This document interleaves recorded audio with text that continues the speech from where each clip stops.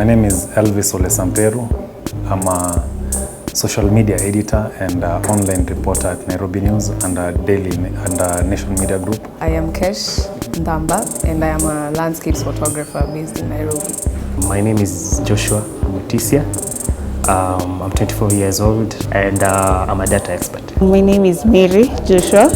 I'm a student in Kenyatta University. I study arts and design. I'm also a fashion designer.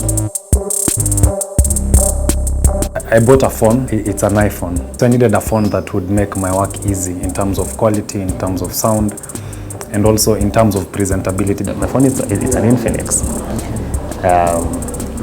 It's not the kawaida Infinix. It's one of those promising handsets. I'm into fashion, so I spend a lot on clothes and bags. My recently acquired lens, it's a prime lens, and so I hold that dear. Well, let me give a range between 25 and 30. Also, there's me who likes fashion, so I try to really balance between that, but most of my items, or rather my money, goes to photography. I've been able to domestically travel a lot. Internationally or outside our region, I've been to Tanzania, Ethiopia, and Dubai. Last year, my favorite, I'd say, was Radisson. I loved the food, and it's quite nice. The normal meetups during the week, we normally do it at a restaurant in town. Okay, it's not very low scale. It's middle. Yeah, it's just middle, but I'd say it's not that bad. No, I wouldn't trade off something that I currently have for a cheaper version. Every specific thing I have has been, say, budgeted for, planned for, and now that I have it for a purpose. So unless I'm getting a higher version, I can't go for a cheaper one. I can compromise by not having it at all. You'd rather not build at all until you're able to build something quality. Yes, never compromise on quality. Yeah, she thinks I should spend on what's important, spend less on clothes, spend less on things I don't need. He wouldn't approve of me buying the cologne I get.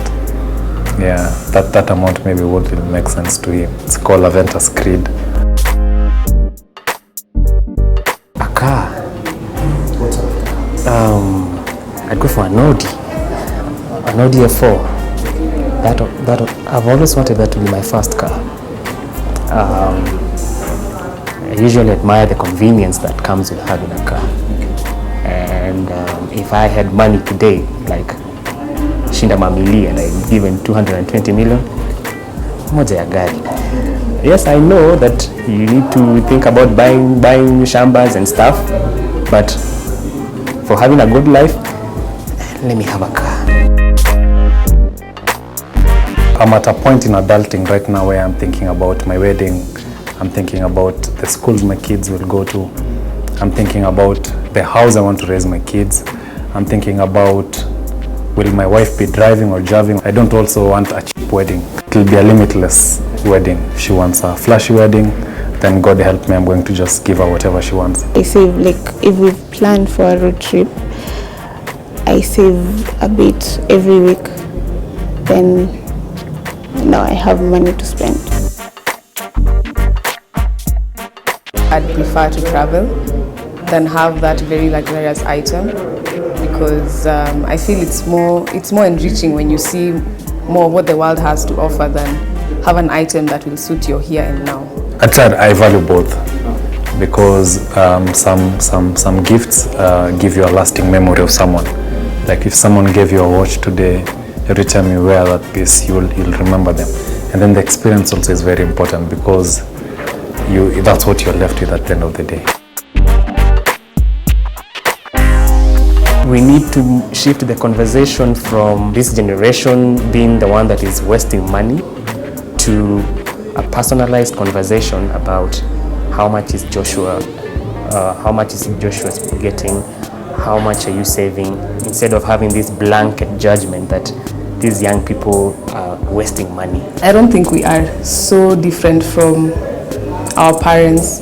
What I could say confidently is that our parents, or those who came before us, were much more patient in attaining things, and they were willing to embrace the process, from point A, B, C, D, whatever you can, do the work first, then the money will come after. Us, it's here now. Extravagance is not really a generational issue, it's a personality issue. Even in the days of Jesus, there were some guys who were really boring, For any young person who's having some income, I think they should. I think millennials, and I'm part of that, we always are under the temptation to spend money the second we get it. Putting money aside for whatever reason is something I have cultivated, so it's not hard for me to save. We are not being told why are you doing it, why are you saving? And I think the moment you realize why you're saving, that's the right moment for you.